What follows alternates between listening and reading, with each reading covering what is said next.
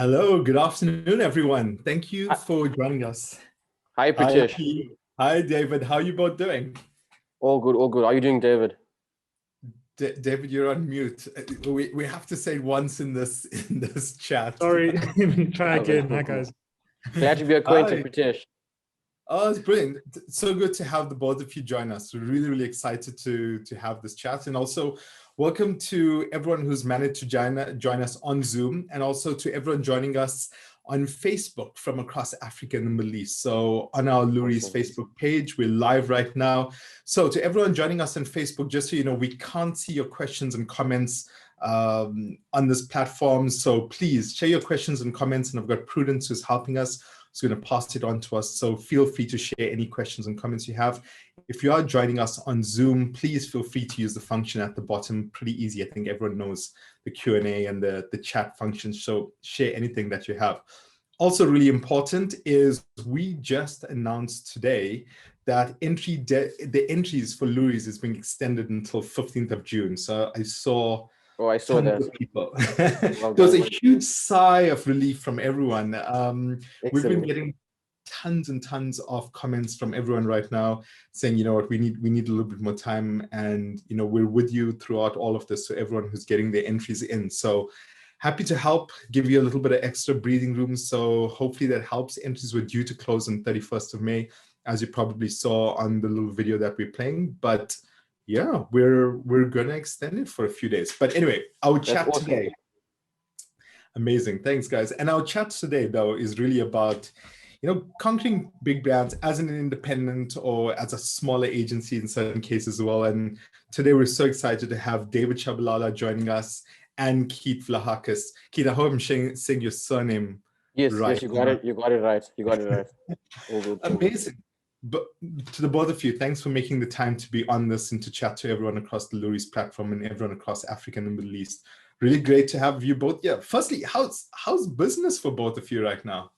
David? You wanna go first, David? Go for it. Sure, thanks. It's actually I think it's bittersweet, but I suppose since the pandemic started, I suppose more or less a year ago, it's been very good. Unfortunate under the circumstances, but I'm doing a lot of COVID-19 awareness projects and just a lot of work coming in as around the pandemic and just education around that, along with some other smaller stuff. But work is really great at the moment. See, I love hearing that. That's always good to hear, because I chat to a lot of people who go, you know, it's really tough in the environment we're in. How about you, Keith? How are things on your side? Pretty busy from my side. It's a blessing really to be getting so much work in this time and space. You know, we are going through a pandemic. So many businesses have shut down, but with design, you know, and living in the digital age, we are blessed and fortunate to have, you know, platforms where people can see our work. So I have had an influx of local work, and particularly stuff overseas. Just kept my studio quite busy over last year, and you know, trickled over into this year. So hopefully releasing a few projects in the next 2 months or so. Super grateful. Always amazing to hear. You know, one of the things we like to do when we're chatting to everyone, it's always useful to get a feel in terms of your backgrounds and the work you've done. What's your career's been? So maybe David, you know, handing it over back to you. Can you tell us more about yourself, your design style, things that actually inspire you, and who's David Tshabalala as a person? Cool. So I'm from the Free State, a small town in Harrismith. I made my way to Joburg around about 2013. I suppose most people from the Free State, I mean, to make it in my industry, in our industry, Joburg is a place to be, just to sort of spread your wings. So I landed in Joburg around about like 2013. Started working for a few small marketing agencies, digital agencies. And as soon as I got my first sort of job as a junior designer, I'd already sort of started doing my own self-driven work, just building my brand called Slaying Goliath, which is essentially the work that I do on social media and the work that I just share in my social media spaces. So, oh gosh, so we're seeing. And we can have a look at some of it. Yeah, so I like that Keith is also on the panel, because I think we both really love pop art. We're inspired by it, but you can tell also our subject matter is different or whatever, but we love the same things. And I suppose that's the beauty of just design and illustration. So my work right now, I'm currently focusing on just social commentary on what's happening like right now. And I just play around with typography and imagery. It's almost like social commentary. So this series is called the Dictionary. So if something eventful happens, I just illustrate the character in my sort of paintbrush sort of font style. And it's gained a lot of traction and just leverage. And obviously brands they want buy-in. And I've done stuff for like Dark and Lovely, Netflix, Yogisip. Yeah, off the top of my head, I can't really say all the brands, but I've done really amazing stuff just based on my personal work, which is self-driven. Awesome. So yeah, that's essentially me in a nutshell as an illustrator. And then just David, just in terms of your personal work as well, I mean, as you said, this is what's led to business. How different is your personal work from the work that you're doing in business? And how is that link happen where somebody looks at this and goes, I want David to basically be able to work in my brand? So with the way I work, it's actually so interesting because I bill more for if a client wants an illustration or design work based on this style. Because it's gained so much traction and like leverage, I bill more for that because I can tell that the client wants to almost leverage of my name and the stuff that I've done to sort of promote whatever they're doing. So I bill more for this type of style compared to normal ad hoc illustration work where the client has their own idea of how they want to execute something. So I think it's important insight also in just building a style and an aesthetic that just gives you more value than any other ad hoc design or illustration work that any other designer can do. So what Keith does, I'm sure he does it well. He's the only one that does it like that. So there's more value if someone wants to go to him for something, and the same with me. So I think that's some of the insight I've gotten from the work that I do. Amazing. And Keith, on your side, maybe just a little bit of background as well to get who's Keith, what's Keith's Vlahakis' style and the work that you do. No problem. It's a pleasure. I just want to say it's a tremendous honor to be part of this first off. I've always been a fan of the Loeries, and I worked in advertising before I went freelance. I entered many years ago, and the Loeries has actually helped propel my career forward. So I just want to say thank you for that. My story actually starts with my love for pop culture way back. I mean, when I was a kid, comic books, illustrating was just a part of my life. I wasn't interested in drawing to become a professional artist. I wanted to work in an agency. I wanted to be a graphic designer. I never imagined myself sort of transitioning into pop art or anything like that. But throughout the years, I did feel that I was hitting a sort of glass ceiling, like my creativity was capped at a certain point. And I had been very interested in graffiti at the time. Since I was like a teenager, I had always been spraying. So I thought, what if I merge my love for street culture, street art, with my graphic design, advertising background?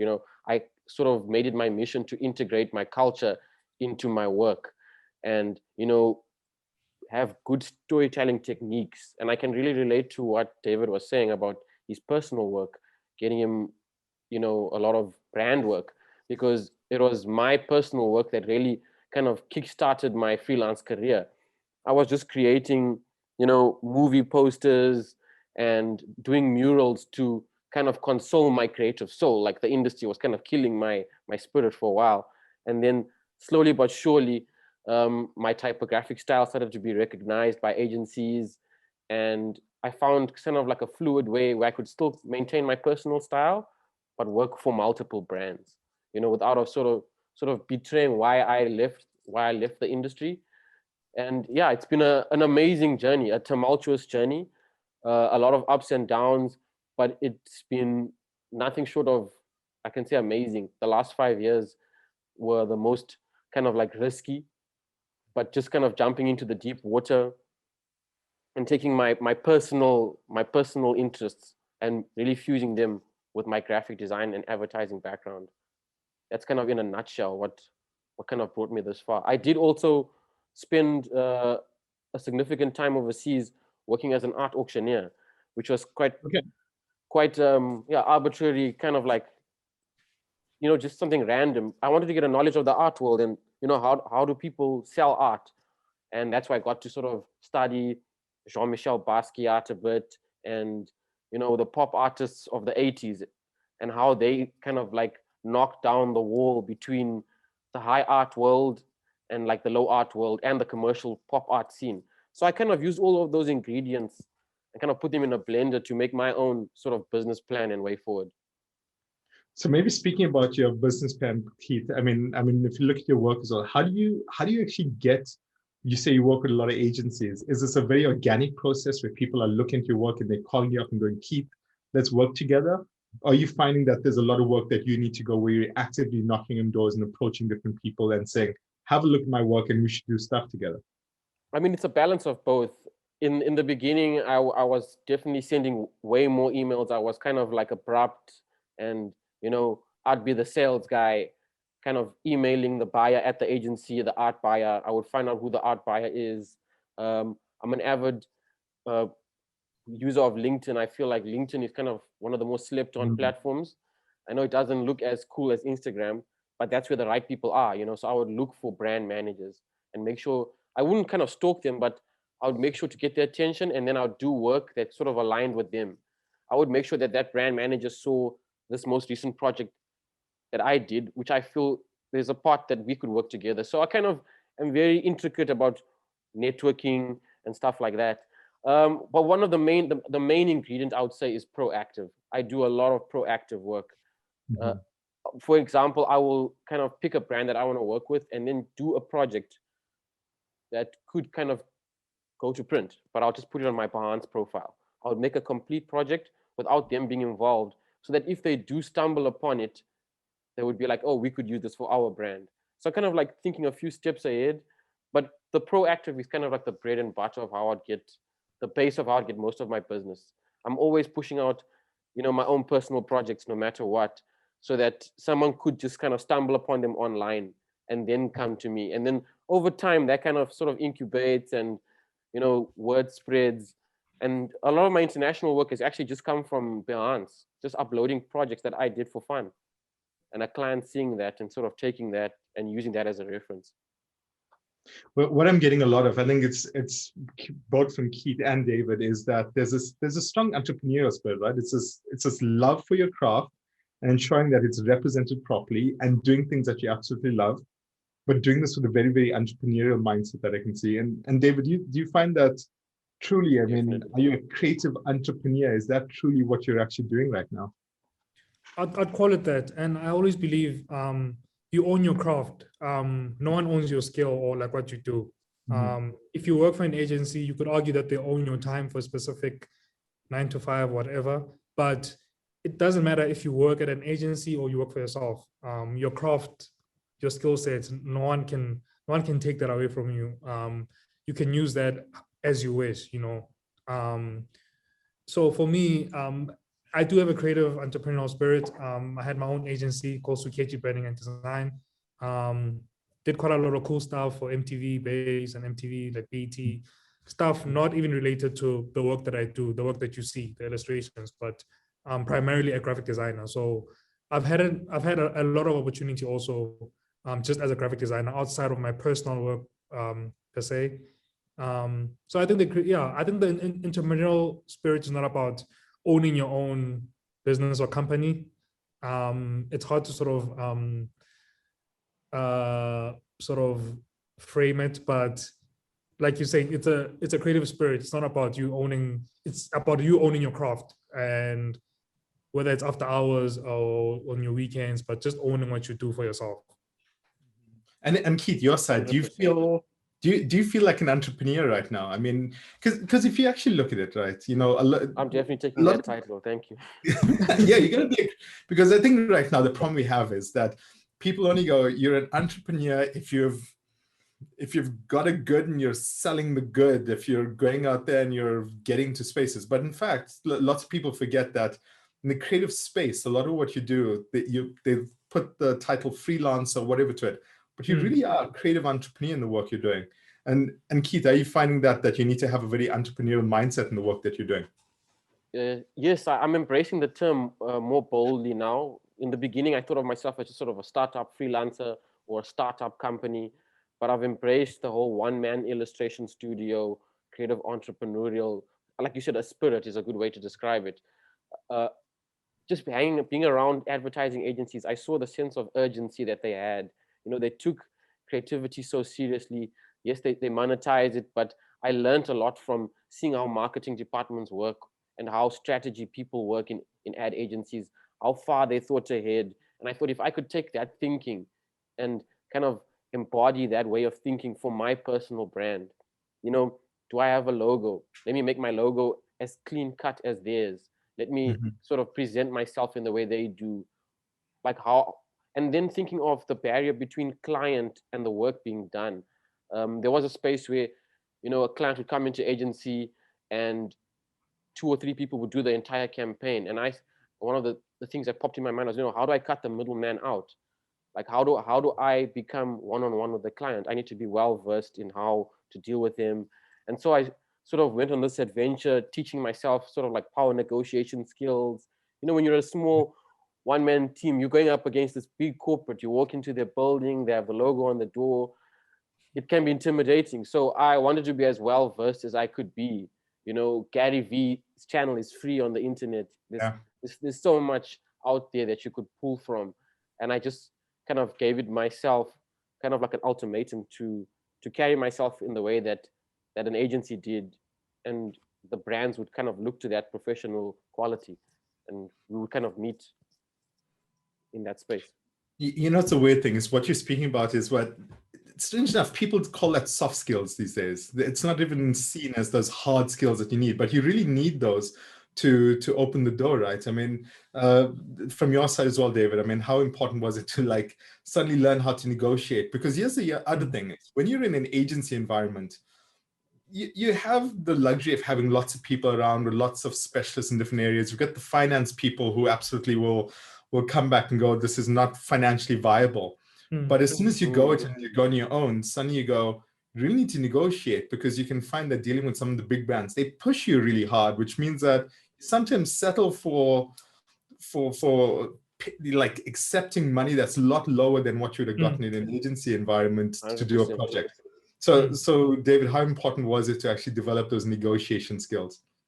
I suppose maybe on my end, there's a bit of imposter syndrome in labeling myself a creative entrepreneur. But I think the more as Keith was talking, I was just thinking in my end how I've worked with brands where you could say I'm actually entrepreneurial, because like you say, there is the element of negotiating and costing, like making time, almost working like an agency, but just as a one-man show.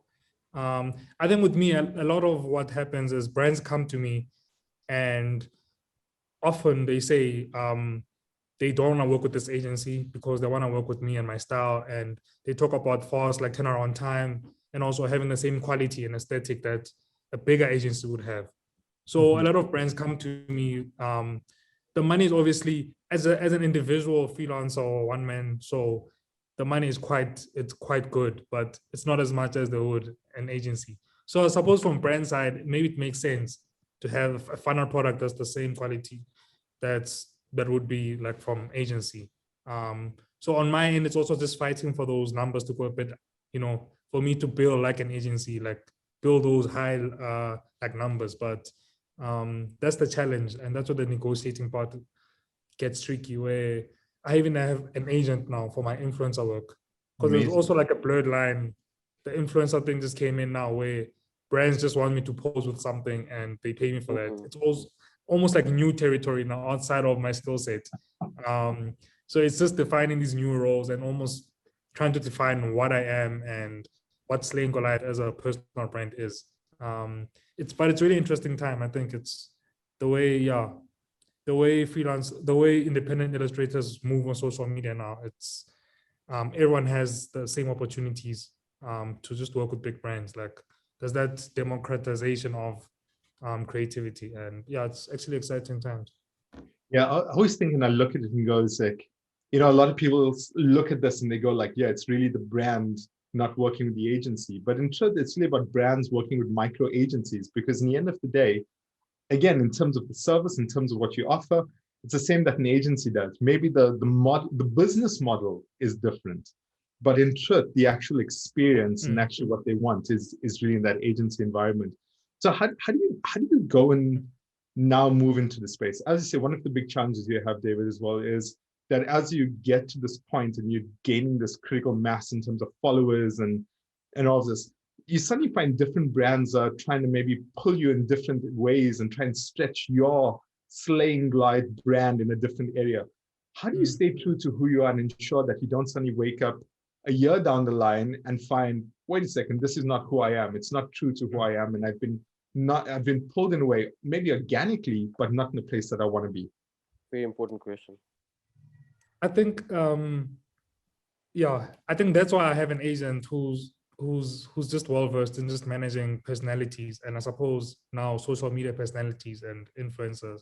And we almost we have an internal policy in how we work with brands, and almost a list of the type of brands I want to work with and the type of brands I don't want to work with, just based on how people perceive the Sling Life brand, so that I attract the kind of brands that sort of fit my style and just the energy. And I don't want to just be posing with a cutlery kitchen set or whatever just because they're paying me, and I'm saying, well, like, it needs to make sense. So it's also learning to say no to just big figures, but brands that don't fit into like my style. I think that's been the hard part early on. But now, the more you know yourself and your style and your audience, more importantly, the more you know what they expect of you. It's easier to say no to the dodgy stuff and easier to say yes to the stuff that sort of fits how people see you. And how would you keep on your side? How do you ensure that? I mean, so here's the interesting thing. So we have something very interesting. So David has Slaying Goliath as his brand. So he's separated the personal brand from the influence or the business side of his personality. But you stay as Keith Vlahakis. Have you ever thought of, so one, I think important, the same question I asked David in terms of how do you ensure you're not pulled in an area you don't want to go?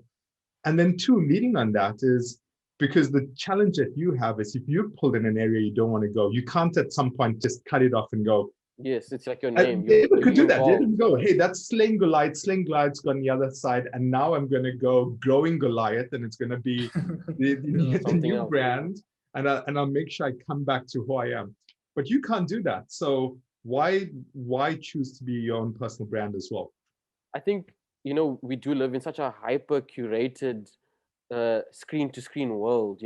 There's always someone producing content from themselves. So with me and creating art, my goal was to be like very honest, to be blunt, to be myself, and to, if I really work with a brand, they will get the 100% version of myself in my studio. I won't create a barrier in between my work and what I'm going to do for that brand. And just to sort of answer the first question, it was about falling back on your craft.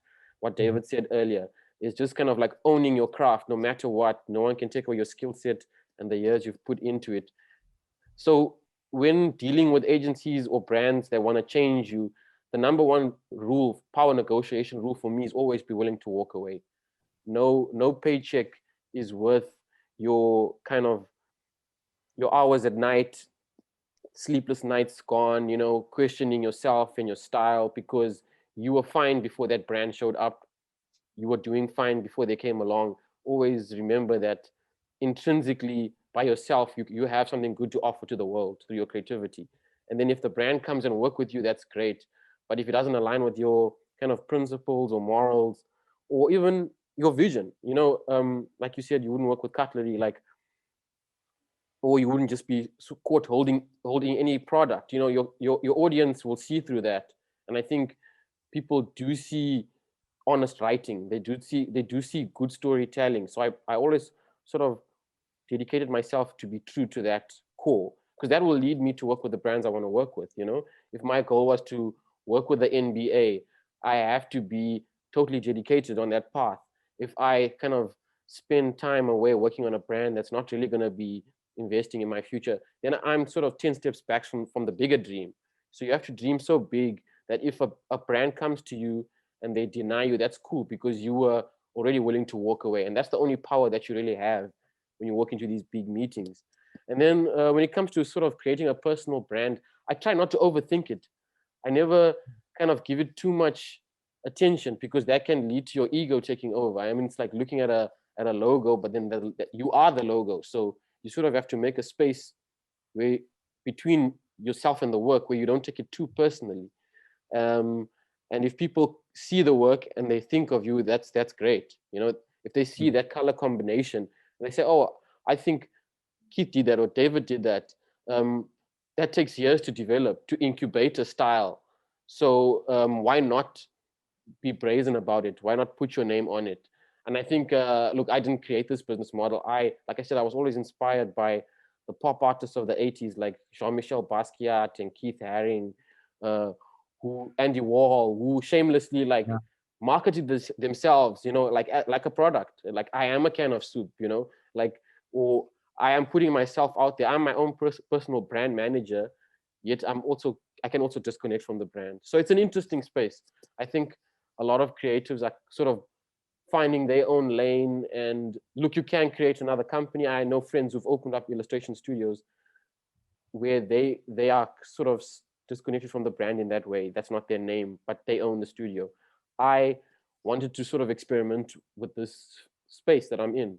And it is sort of like a design and art experiment. And so far, it's been working out, I think Awesome. One of the most important things is to trust the process. A lot of the ideas and kind of business plans came through through failure, through working with a brand where things didn't go well, and then learning from that experience. I think that's where I learned the most on my journey. I want to pick out something that he spoke about in terms of ego. And, we always hear ego and we always go, immediately everyone goes negative, negative, negative. It sounds like, you shouldn't have an ego. But mentioning some of those artists that you've mentioned, and you look at basically rock star creatives, regardless of their field, wherever they are, there is the sense of ego. And when I look across Africa and the Middle East, I feel there's almost too much humility in the craft and the work, and having a sense of ego could be something valuable in terms of actually attracting more people and getting the work. Totally. Having looked at our region, do you find we don't have enough egos? Maybe we don't have enough of those big personalities who are going, this is me, this is what I do, love me or hate me, but I'm going to be super proud of everything that I'm putting out there. Trust me, I think I've bumped into a few egos, man. I've met a few. I can find them for you if you guys want to meet them. But look, it's for me. I'm gonna quote Spider-Man. Yeah, I'm just gonna go left field. But there's this scene in Spider-Man before he gets his powers when Uncle Ben tells him, "With great power comes great responsibility," and that's sort of like a geek mantra that I've applied to my work. Religiously and faithfully, is that I can be egotistical on the court. When it comes to the craft and the design, like, we will be up at 3 a.m. and we will kill everyone else in the boardroom, like, as far as metaphorically, but we get the job done and take that chip on your shoulder and put it into the work. As far as humility, look, we are quite humble as far as our presence on the global stage, but we can use our humility as our strength. It's not a weakness. If it's channeled in the right way, and ego channeled in the right way into the work, that can produce astounding results.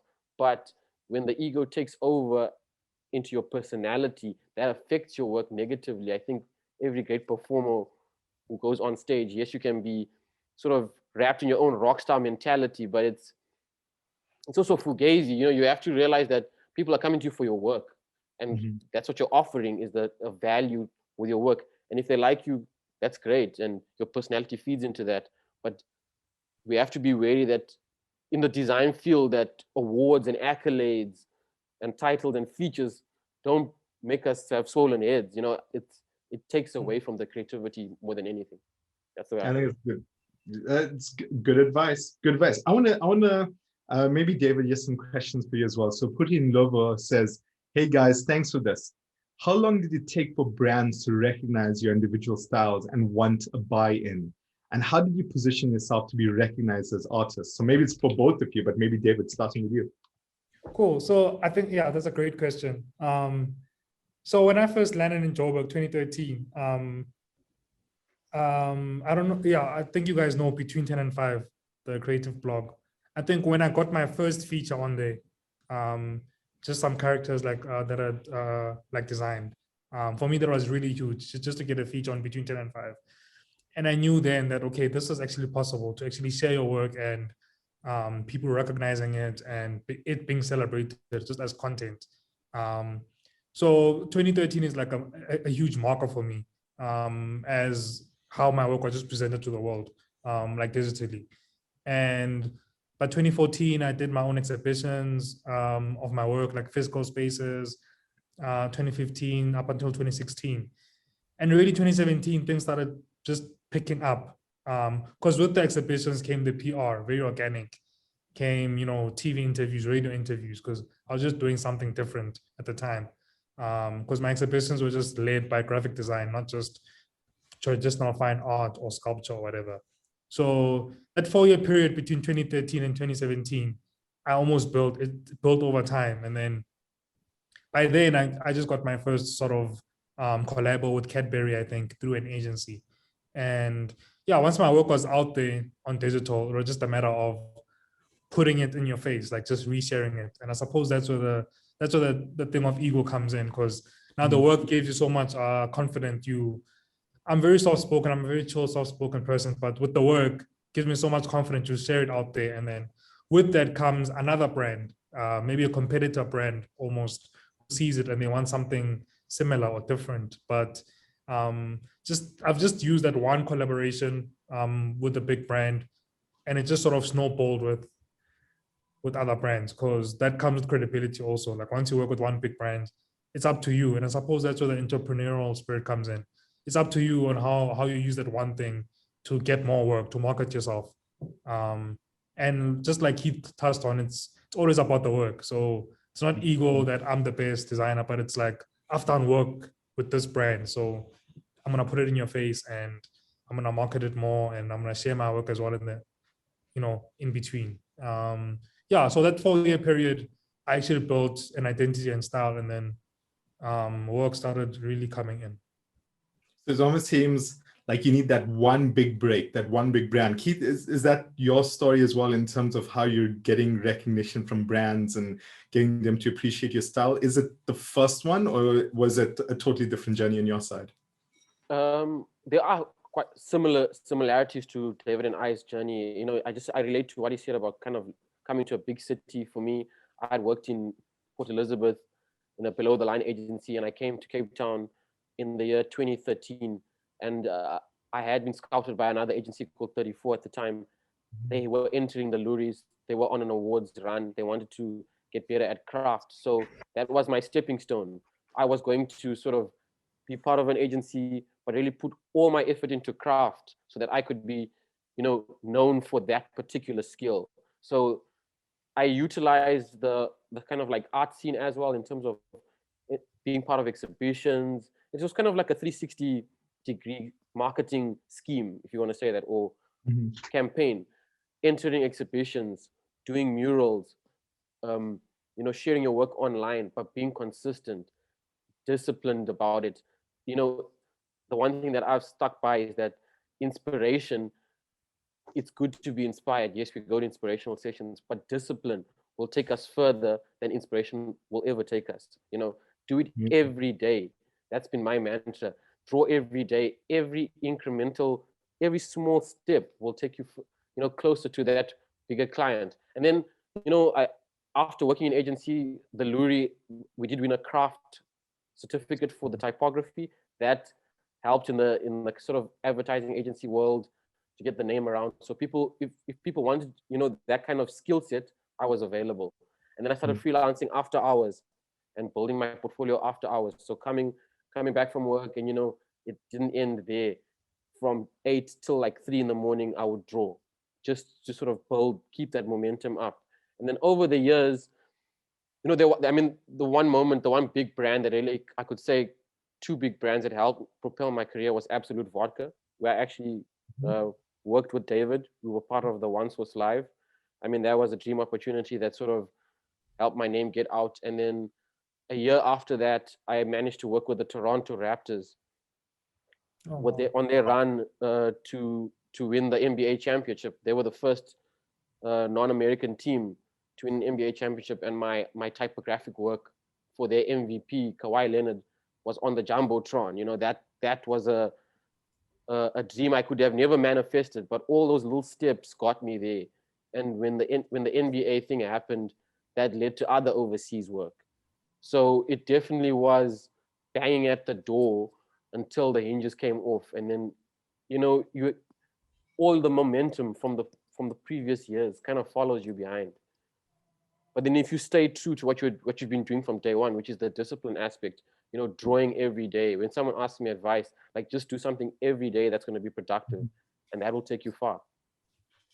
Yeah, I think I couldn't agree with you more in terms of discipline. I think that's the one thing that lots of people forget is, like, in this game of trying to find fame and to do things, discipline gets you so much further.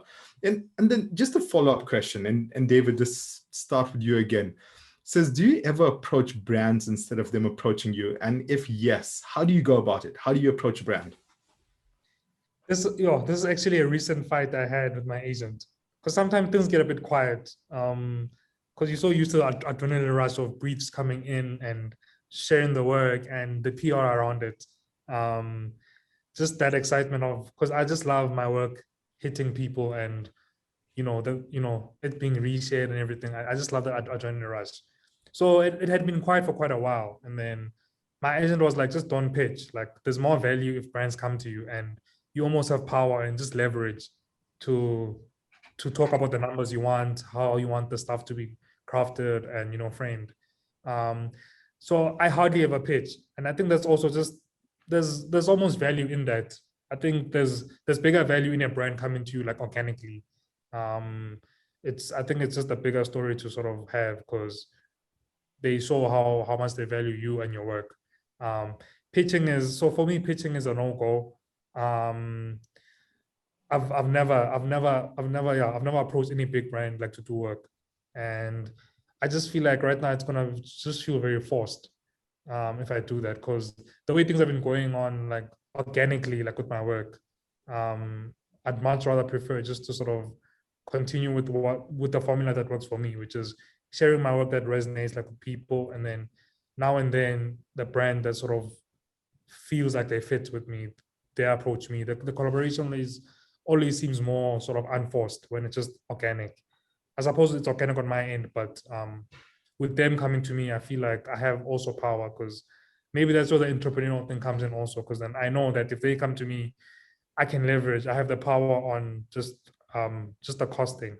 Because there's this sort of thing that if you approach, you're already at a disadvantage because you go into them. And so that's always at the back of my mind. Like, I'm an artist, I'm a designer, but I mean, money is still a major thing. I think it's still like a marker of value on the work. So I just wait for the brand to come, and yeah, I can sort of put my price. Amazing. And Keith, on your side, I mean, are you approaching brands right now? And if you do, buddy, how do you go about it?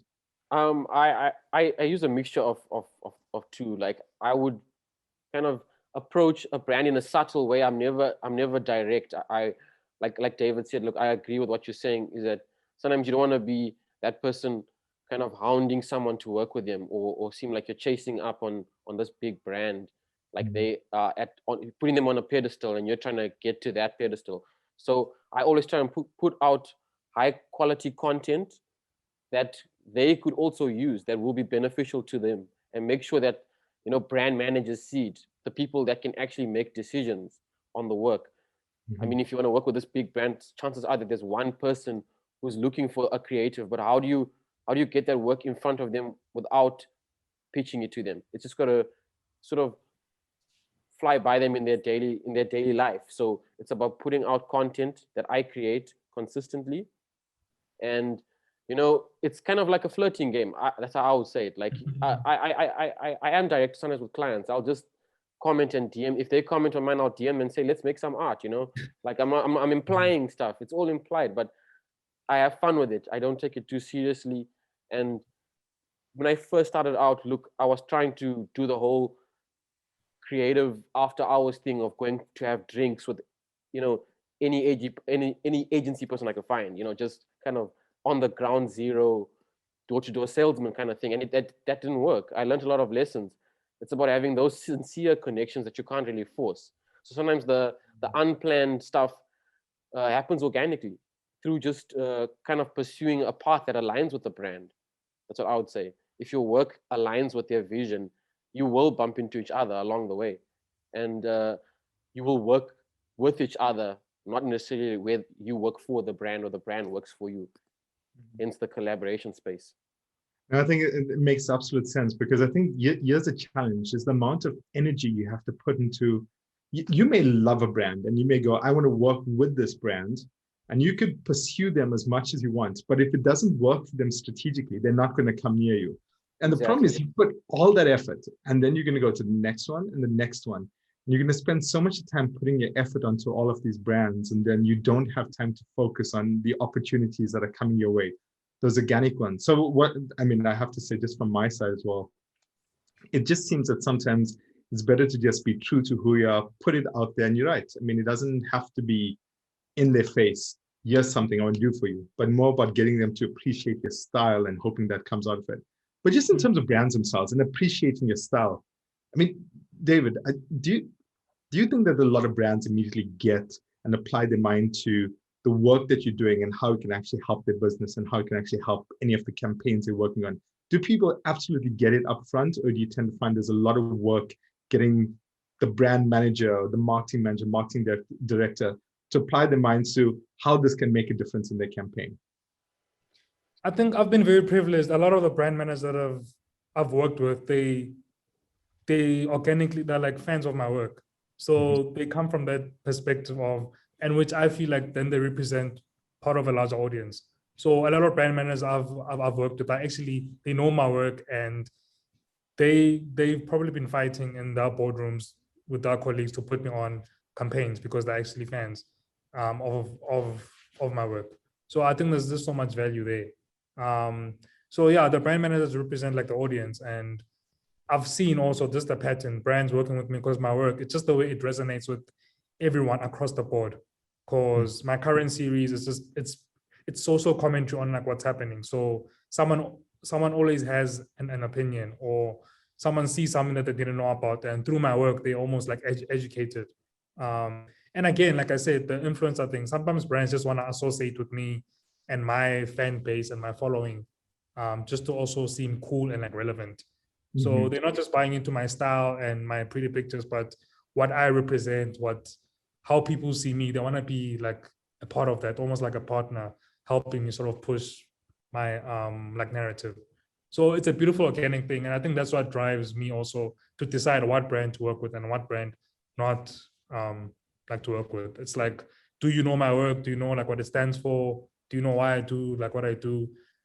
So even when a brand approaches me, I also have questions for them, you know, just to make sure we're on the same page and not just selling stuff, but connecting people, which is a major thing, like with my work, just connecting with everyone on the ground, not just lovers of design and pop culture, but just everyone across the board. So yeah. Yeah, no, it's a good point you made about, you know, having fans of your work, and then also on social media platforms, having the numbers, having those numbers that basically show people appreciating the work that you're doing. I mean, Keith, how important is it to spend time in terms of ensuring that you're building a fan base, building people who appreciate your work? Because in truth, if you have a big enough base, sometimes that leads to work as well. Definitely. I mean, look, if you have a big following, it will lead to work. But I would always go for quality over quantity. You know, I want to have conversations with people in my feed where it's very sincere, and it's almost niche to the point where it could be like cult following stuff. Like if I'm talking about comic books, you know, we're all fans meeting at a similar touch point. Maybe the comic book store isn't there, but we're talking about this artwork and we're engaging in a sincere way. So I feel like I strive to build sincere relationships along the way, along the journey, whether it's with brand managers or people that I've worked with 4 years ago that maybe end up working in charge of a brand, you know, later on, or just a sincere conversation with someone who appreciates my work and we share a moment about their favorite movie. Those touch points get me further than chasing 30, 100 followers through Mm. featured platforms. So I definitely focus on the quality of conversation that I have and the individual. I try and know every person that I am talking to online, you know, keep it as authentic and sincere as possible. And that will go a long way, as opposed to chasing amounts, you know, because those figures that we look at, it's constantly like, you know, how much following, how much reach, but how many memorable stories are we telling, you know? How many people can walk away and say, oh, I saw my favorite ad on TV that stuck with me for 3 days or so. It's the song is in my head. Like I'm trying to build an emotional connection with the work that cuts through the clutter, you know, whether create pieces that, whether you like it or not, it could be polarizing, but you can't walk past it. You can't ignore the work. And that has taken me further than pursuing high numbers in terms of following. My following on Instagram isn't that large, but my core group is sincere. If I had to think of, just back to what David was saying about why people come to you, why brands come to you, I think it's because we do integrate culture, and you can't fake culture anymore, whether it's streetwear or hip hop culture. You know, some brands can't wiggle their way into those conversations. So we kind of guide them along the way because they want to make more sincere connections with their audience. And some people are quite picky. Some consumers are quite picky. So I've realized that that's my strength is, you know, helping brands tell more sincere stories that cut through the clutter. It's about breaking the third wall down, or whatever that barrier is between the TV and the consumer. I kind of live in that space. So the more sincere it is, the more it will cut through the clutter. You know, less chasing clout, but let's chase sincerity and authenticity. That will last longer. Amazing. And David, on your side, I mean, in terms of just social media following and building those followers who are coming, I mean, are you finding the same things about building like this curated group of people who are absolutely just fans of the work, who really want to engage with you? I mean, how important is it to have those numbers there of people who really want to engage with your work? Yeah, I'm not gonna lie. I get crazy excited over the likes, the numbers and the followers. But also intrinsically, I know my core following. I know and behind the numbers, I know who's my core, and which people are just there because maybe I don't know if they even like the work, or they just there because of the hype. But because sometimes I would do a PR thing, I'd be on TV or radio, and I can see like the numbers literally like shoot up. So how I see it is, out of my 20K like followers, I know I'm gonna get, you know, at least 20 solid leads.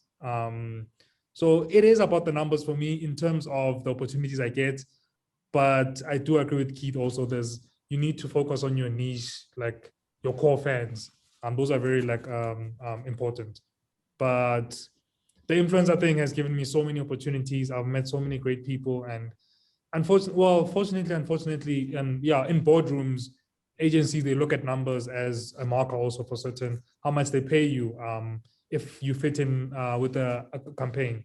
So like the numbers are still important, but they're not the main thing for me. I think I know the main people who love my work and who are always like sharing, and even the more popular, famous like celebrities, I know if they share a piece, just my numbers shoot up because their followers now, they've almost like introduced me to the black fan base also. So I obsess over the numbers, but I think the main thing is the opportunities that they come with, not for clout or what they mean, but just for the opportunities like behind them.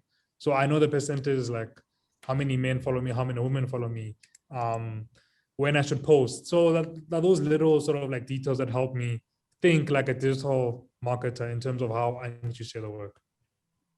I guess that's a good point as well. You know, and depending on the space you're in, sometimes you have to treat yourself as a brand, as a product, and use digital marketing to get people to the product, which is you and your work itself. I mean, having a look at some of the brands, and maybe Keith, moving on to you as well.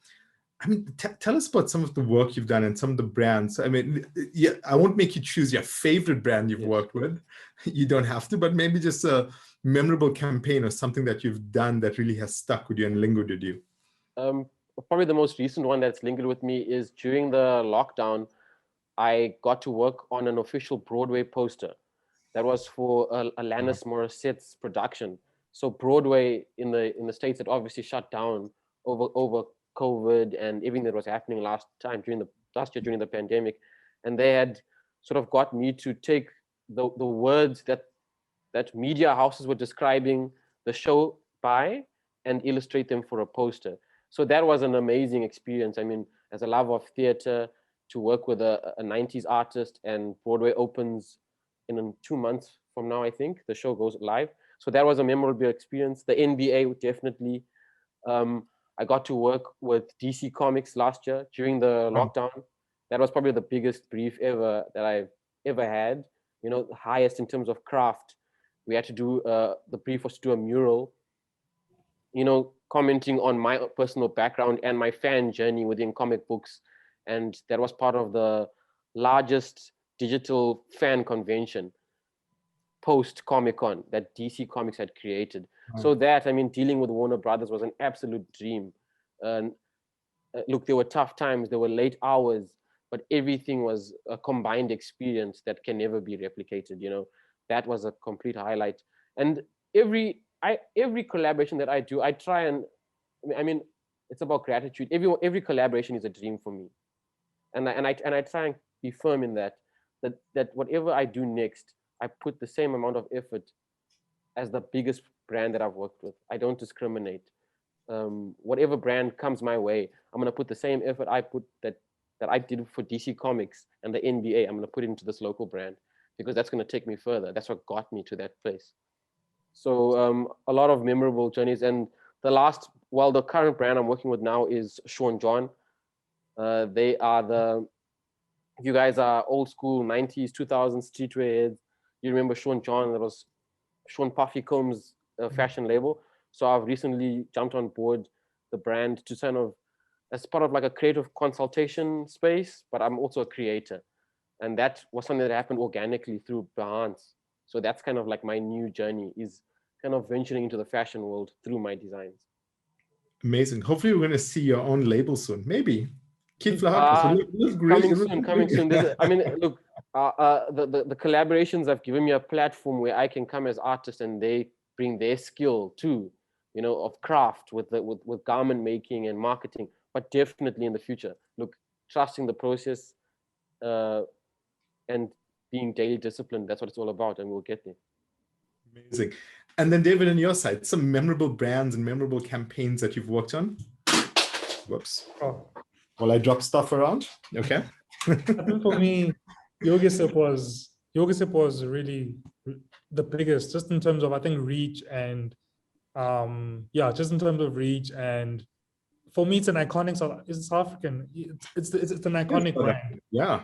It's an iconic brand. And just growing up, I remember it used to be, as a kid, it used to be like a luxury if you had like a Yogisip, back when it was still in those cartons, like the Inkwamazi things.